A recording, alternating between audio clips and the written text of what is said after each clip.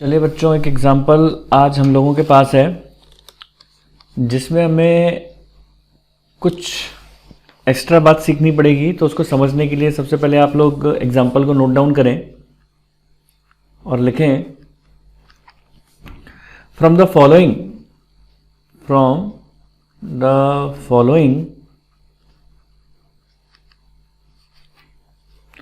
Find out the amount of new equity shares of rupees 10 to be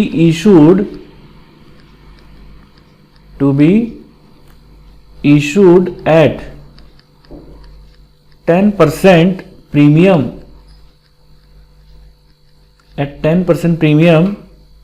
to fulfill the condition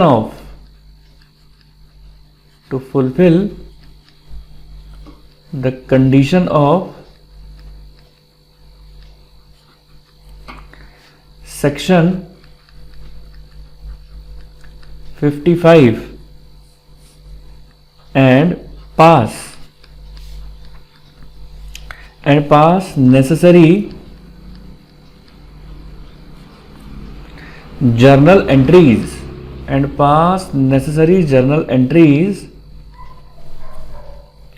to redeem preference shares।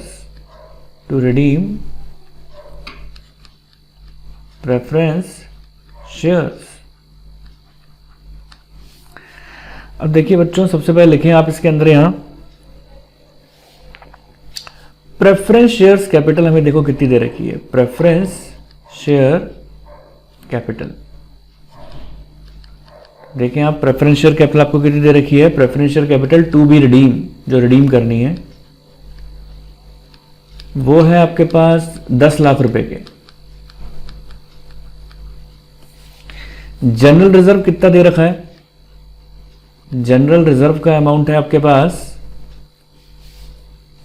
₹2,10,000 का।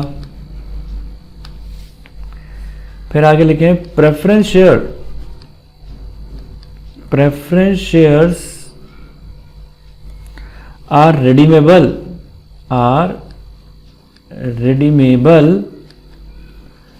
at 10% premium. ठीक है।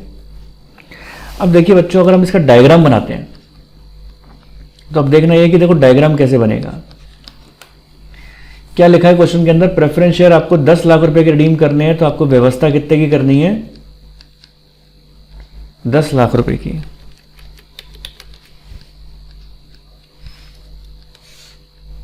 ठीक है। 10% premium पर, तो इसका मतलब कितना हो गया, 1 लाख। भाई 10 लाख का 10% कितना हो गया, 1 लाख। अब व्यवस्था करने के लिए देखो हमारे पास जनरल रिजर्व में कितने पैसे पड़े हैं, 2,10,000। अब आप देखिए आपके पास जनरल रिजर्व में है 2,10,000। अब देखिए, अब मैं अगर 10 लाख में से माइनस कर देता हूं 2,10,000 तो कितने बचते हैं, 10 लाख माइनस 2,10,000, तो मेरे पास कितने बचे, 7,90,000। और इसके ऊपर अगर सिक्योरिटी प्रीमियम की बात करूं, अगर मैं, तो 10% के हिसाब से जो नए प्रेफरेंस शेयर्स इशू करने हैं, वो क्वेश्चन में लिखा हुआ था ना, नए इक्विटी शेयर इशू करने हैं जो हमको, वो 10% इक्विटी शेयर नए इशू करने हैं आपको व्यवस्था करने के लिए। तो सिक्योरिटी प्रीमियम में आपके पास कितना आया, केवल और केवल 79,000। तो ये जो प्रीमियम और रिडम्पशन है 1 लाख का, इसको अरेंजमेंट करने के लिए 79,000 तो आपने जो नए इक्विटी शेयर इशू किए उसके सिक्योरिटी प्रीमियम से ले लेंगे। अब बाकी कितना बचा, 21,000। और सवाल ये उठता वो कहां से ले, उसके लिए तो कुछ बचा ही नहीं। जनरल रिजर्व तो हम वो पहले अरेंज कर चुके हैं। अब कई बच्चे कहते हैं सर एक काम करो ना, मैंने कहा बोलो सर, पहले आप जनरल रिजर्व से पैसा ले लो, पूरा, और उसके बाद सिक्योरिटी प्रीमियम इशू कर दो। मैंने बोला कैसे बताओ। कहते हैं देखो सर, मान के चलो ये 2,10,000 के जो जनरल रिजर्व पड़े हैं, ये पूरे के पूरे अगर आप यहां पर यूज कर लेते 1 लाख, तो यहां 1,10,000 बचते। मैंने कहा ठीक बात है सर, उसके बाद आप इक्विटी शेयर इशू कर लो। तो मैंने कहा ठीक है, 10 लाख में से मैं माइनस कर देता हूं 1,10,000, तो कितना बचा 8,90,000। और अब इसके ऊपर सिक्योरिटी प्रीमियम की बात करूं तो 10% की, तो 89,000 का सिक्योरिटी प्रीमियम आता है। तो बेटे ये बहुत ही हमारे सेक्शन 55 के नियमों के खिलाफ हो गया। क्या कि आपने जनरल रिजर्व से पैसा ले लिया, किसका, प्रीमियम और रिडम्पशन का, जबकि आपके पास सिक्योरिटी प्रीमियम पड़ा हुआ है। सर बात तो ठीक कहते हो, ये तो हम फंस गए। मैं फंस नहीं गए, इसके लिए हमें क्या काम करना पड़ेगा, इक्वेशन बनानी पड़ेगी कि हम इस तरीके से काम करें कि जितना सिक्योरिटी प्रीमियम है वो पूरा पूरा यूटिलाइज हो जाए, और फिर भी कम पड़े तो हम जनरल रिजर्व से पैसा ले लें। तो सर कैसे करेंगे इसको? मैंने कहा काम करो, इक्वेशन बनाओ। सर इक्वेशन कैसे? मैंने कहा देखो इस तरीके से बनेगी इक्वेशन। इसकी सॉल्यूशन करते वक्त सबसे पहले आप ऐसे लिखेंगे, प्रेफरेंस शेयर कैपिटल, हमें कितना पैसा चाहिए, एक तो प्रेफरेंस शेयर कैपिटल को रिडीम करना है, preference share capital to be redeem, preference share capital को जो हमें रिडीम करना है, प्लस और किस चीज का पैसा चाहिए, प्रीमियम ऑन रिडम्पशन का। यानी अगर मैं बात करूं तो 10 लाख का प्लस 1 लाख का, यानी टोटल मिला के 11 लाख का, is equals to existing securities premium. अब हमारे पास देखो, देखा जाए तो एग्जिस्टिंग सिक्योरिटीज प्रीमियम कितना है, मतलब इसकी पेमेंट करने के लिए हमारे पास अवेलेबल कितना अमाउंट है, एग्जिस्टिंग सिक्योरिटीज प्रीमियम हमारे पास कितना है, वो है हमारे पास 10,000 प्लस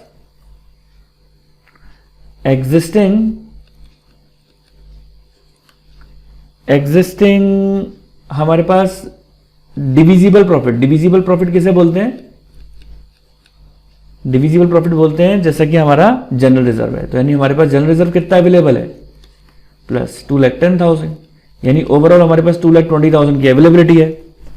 अब कितने नंबर ऑफ शेयर इशू करेंगे हम, नंबर ऑफ इक्विटी, ऐसे लिख दीजिए equity share capital. Equity share capital कितनी इशू करें अब हमें पता नहीं है, इक्विटी शेयर कैपिटल कितनी इशू करेंगे पता नहीं है, वो x है नंबर ऑफ शेयर्स, और उसको 10 से इंटू कर देंगे तो वो 10x ले लो। और उन शेयर्स के ऊपर भी सिक्योरिटी प्रीमियम होगा, तो 10x का अगर मैं 10% ले लूं तो 1x आ जाएगा। तो देखो जाए बच्चा कि अब अपन को क्या काम करना है कि ये देखो इस इक्वेशन को सॉल्व करो बच्चों, तो ये 11 लाख हो गया इज इक्वल्स टू ये 2,20,000 हो गया, प्लस ये कितना हो गया 10x प्लस 1x, ओवरऑल कितना हो गया 11 lakh is equals to 2,20,000 plus 10 plus 1, यानी 2,20,000 प्लस 11x, तो 11 लाख माइनस 2,20,000 करो इज इक्वल्स टू 11x,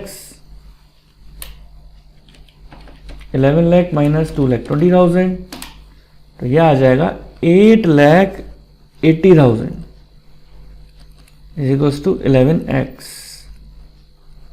8,80,000 को अगर आप 11 से डिवाइड करेंगे तो हमारे पास x की कीमत आ जाएगी।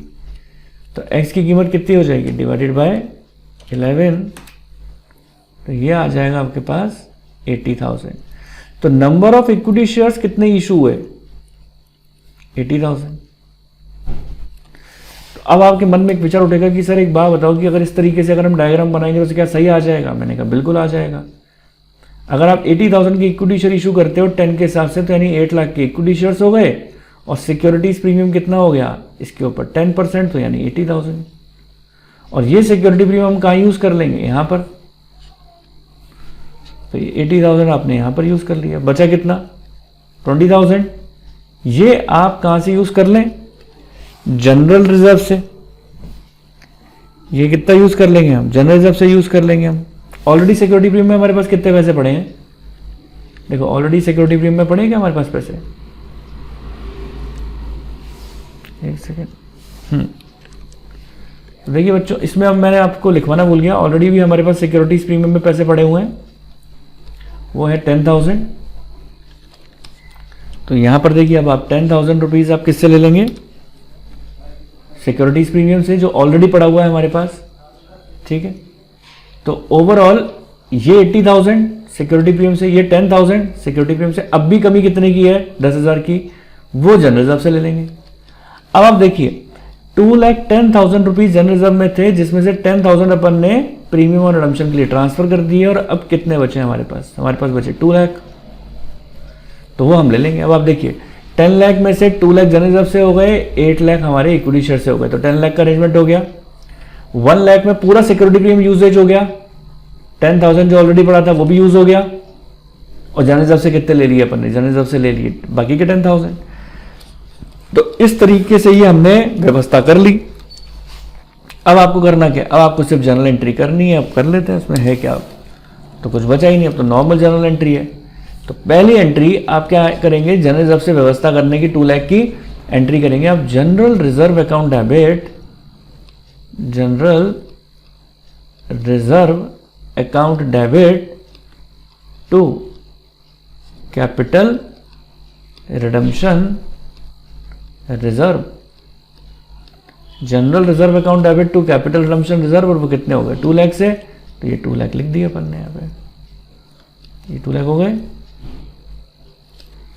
नंबर दो हमने क्या काम किया, अब आप क्या काम करेंगे इसके अंदर, ये जो 1 लाख की व्यवस्था है सिक्योरिटी प्रीमियम से 90,000 और 10,000 जनरल रिजर्व से, तो securities premium account debit, securities premium account debit 90,000, general reserve account debit, general reserve account debit 10,000, और 2 प्रीमियम ऑन रिडम्पशन, ये आ जाएंगे आपके 1 lakh.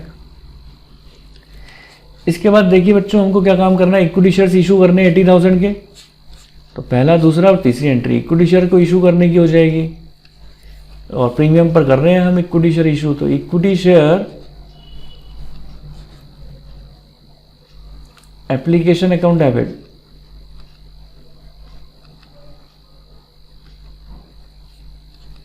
To equity share capital और टू सिक्योरिटीज प्रीमियम, ठीक है। तो ये हो जाएगा 80,000 से, ये हो जाएगा 8 लाख से, तो ये हो जाएगा 8,80,000 से। नंबर चार, अच्छा ये एक चीज़ ध्यान रखने वाली बात ये होती है कि देखिए जो एप्लीकेशन होता है उसके अंदर पहले अपन बैंक वाली एंट्री करते हैं, तो इस एंट्री को तो आप ले जाएं नीचे और इससे ऊपर करेंगे आप बैंक वाली एंट्री। पहले इससे पहले आपको क्या एंट्री करनी है, बैंक वाली एंट्री करनी है। तो bank account debit to equity share application, bank account debit to equity share application, और ये हो जाएगी 8,80,000 से, और ये एंट्री भी हो जाएगी 8,80,000 से। ठीक है जी, तो ये हो गई अपनी एंट्री। अब आती है बात यहाँ पर, इक्विटी शेयर भी आपने इशू कर ली है, जनरल रिजर्व से भी ले लिया, प्रीमियम और रिडम्पशन का भी आपने अरेंजमेंट कर लिया। अब हम पेमेंट करने की एंट्री करेंगे। नंबर 5,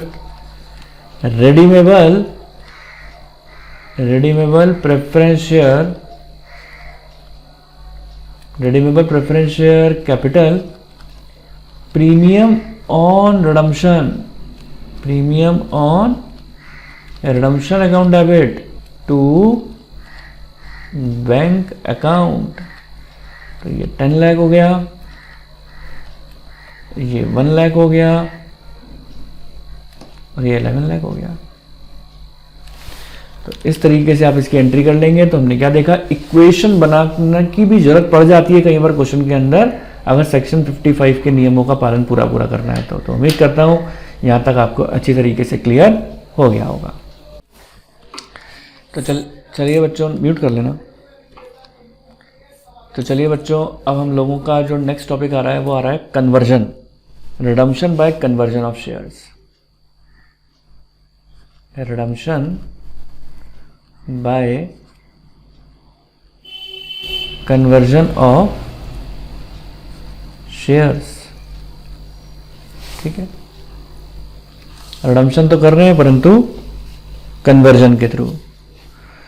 तो देखिए बच्चों, जब आप रिडम्पशन करते हो तो मैंने आपको बताया था ना, एक ऑल्टरनेटिव एंट्री होती है। क्या? जैसे मान के चलिए अगर हम प्रीमियम पे रिडीम कर रहे हैं, ठीक है, तो आप एंट्री किस तरीके से करते हैं कि redeemable preference share capital premium on redemption account debit to preference share holder.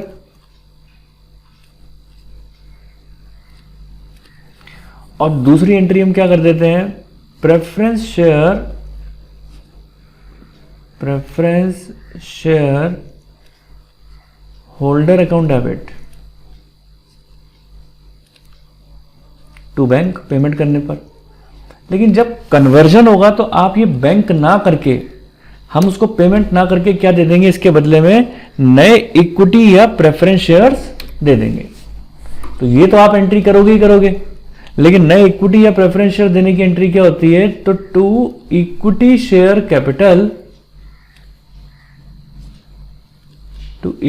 Capital, और प्रेफरेंस शेयर दे रहे हो तो टू प्रेफरेंस शेयर कैपिटल। ये कन्वर्जन की एंट्री हो जाती है, यानी बैंक की जगह हम उसको क्या दे रहे हैं, इक्विटी या प्रेफरेंस शेयर कैपिटल। याद रहे, ये एंट्री कब करते हो, प्रीमियम और रिडम्पशन कब डेबिट करते हैं, जब हमारे पास क्या होता है, जब हमारे प्रेफरेंस शेयर्स रिडीम होते हैं प्रीमियम पर। If redeemed at premium,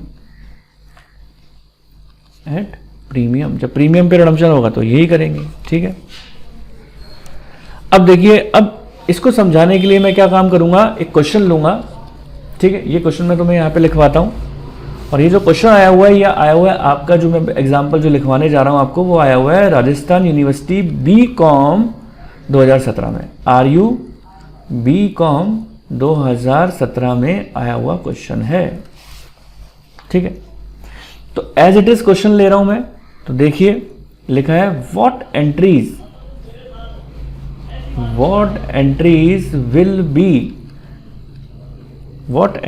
will be passed in each of the following cases.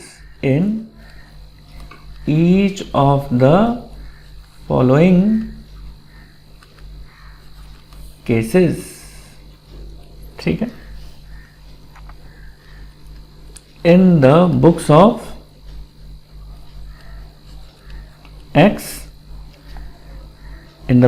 X Limited for the redemption of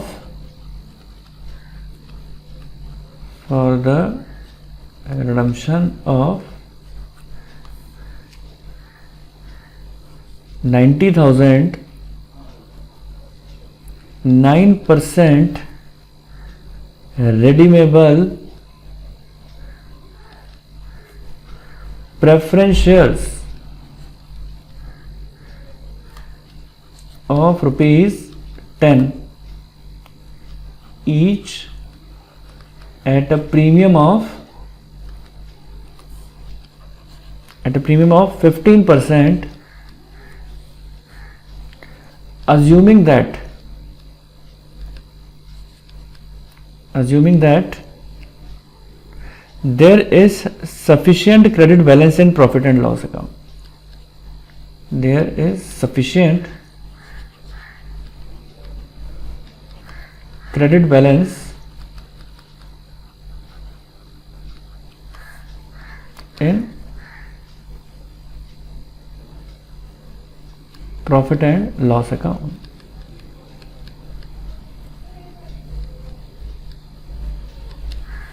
ठीक, नंबर ए लिखें, if preference shares are redeemed, if preference shares are redeemed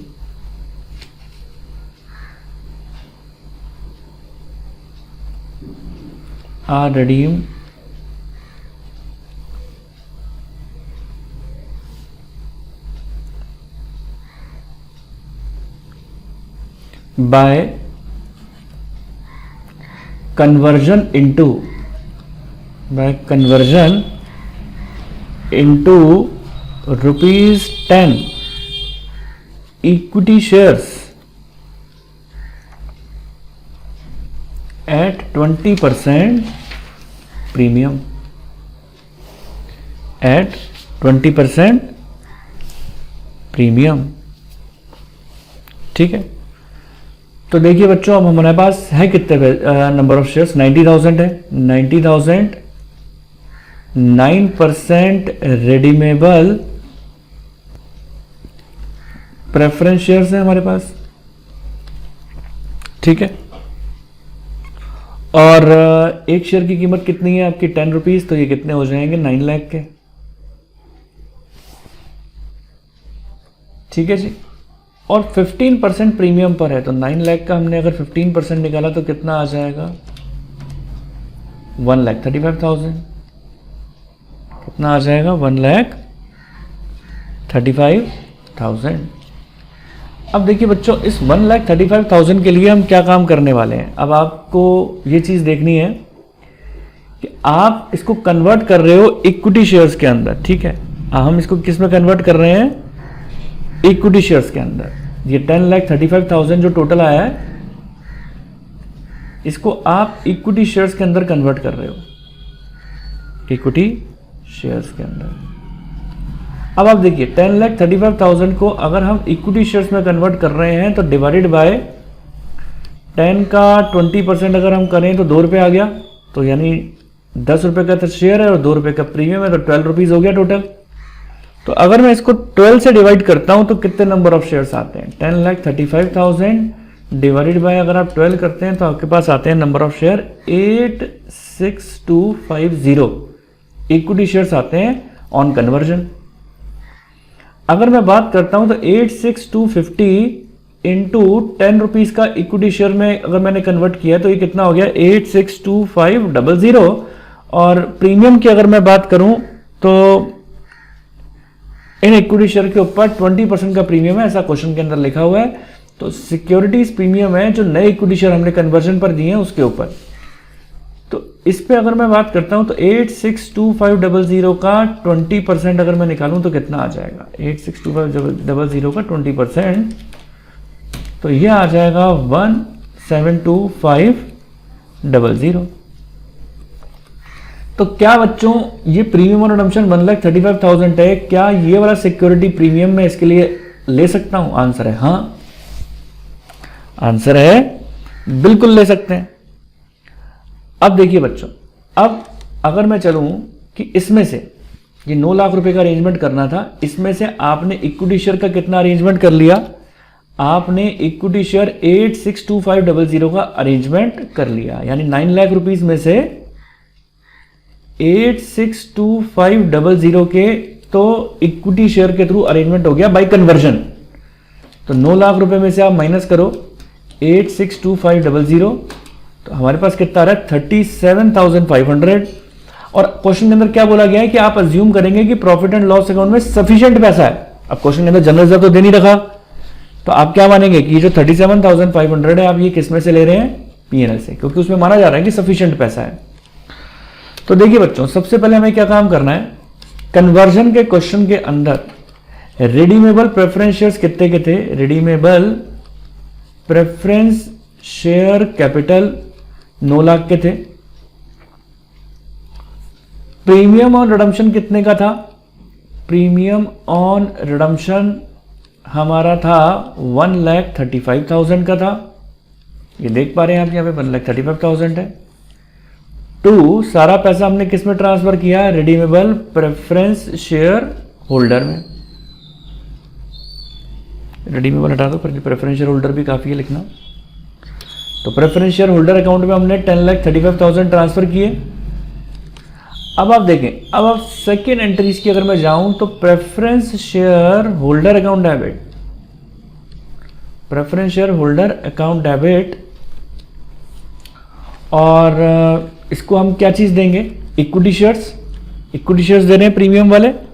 तो to equity share capital, यह आपने निकाला था कि आपने कितने के इक्विटी शेयर दिए, 862500 के, तो यहां लिख दिया 862500, और सिक्योरिटी प्रीमियम वाले दिए थे, टू सिक्योरिटीज प्रीमियम 172500, तो 10,35,000। अब देखिए प्रेफरेंस शेयर होल्डर से प्रेफरेंस शेयर होल्डर कैंसिल हो गया, लेकिन हम जानते हैं इस बात को कि हमने अरेंजमेंट करना था 9 लाख का, लेकिन अरेंजमेंट कितने का हुआ है, केवल 862500 का। तो अभी हमें बैलेंस 37,500 का अरेंजमेंट पीएनएल अकाउंट से कर लेंगे। तो आप पीएनएल को नॉर्मली आजकल क्या लिखते हैं हम, नए एक्ट के अकॉर्डिंग सरप्लस, तो surplus account debit to capital redemption reserve 37,500 और 37,500। और अगर आप बात करते हैं, और अगर आप बात करते हैं कि सर प्रीमियम ऑन रिडम्पशन, तो प्रीमियम ऑन रिडम्पशन की भी व्यवस्था करनी है 1,35,000 की। मैंने आपको बताया था ना, नए इक्विटी शेयर्स के ऊपर ये 172,500 आए थे, तो हमने यहाँ अरेंज कर लेंगे आराम से पैसा। 172,500 में से आप 135 तो आराम से ले सकते हैं। तो फोर्थ एंट्री हमारी हो जाएगी surplus account debit, sorry security premium से लेंगे ना फोर्थ में, securities premium account debit, securities premium account debit to premium on redemption. कितने आ जाएंगे, ये आ जाएंगे हमारे पास securities premium account debit to premium on redemption, ये आ जाएगा 1,35,000, 1,35,000। तो इस तरीके से हमने प्रेफरेंस शेयर होल्डर का पूरा निपटारा किया, अरेंजमेंट किया। तो ये था आपका कन्वर्जन का क्वेश्चन। तो उम्मीद करता हूं कि कन्वर्जन का क्वेश्चन अच्छी तरीके से समझ में आया होगा। तो मैं उम्मीद करता हूं आप लोगों को मेरा वीडियो अच्छा लगा होगा। आप लोगों को वीडियो अच्छा लगा, मेरे चैनल को लाइक करें, सब्सक्राइब करें और अपने दोस्तों के साथ ज्यादा से ज्यादा शेयर करें। आप मुझे कमेंट सेक्शन में बताएं कि आपको मेरा वीडियो कैसा लग रहा है। आपके कमेंट्स पढ़कर मुझे और मोटिवेशन मिलेगा और मैं और आगे आप लोगों के लिए अच्छे से अच्छे वीडियोस लाता रहूंगा। तो बने रहें मेरे वीडियोस के साथ। Thank you so much.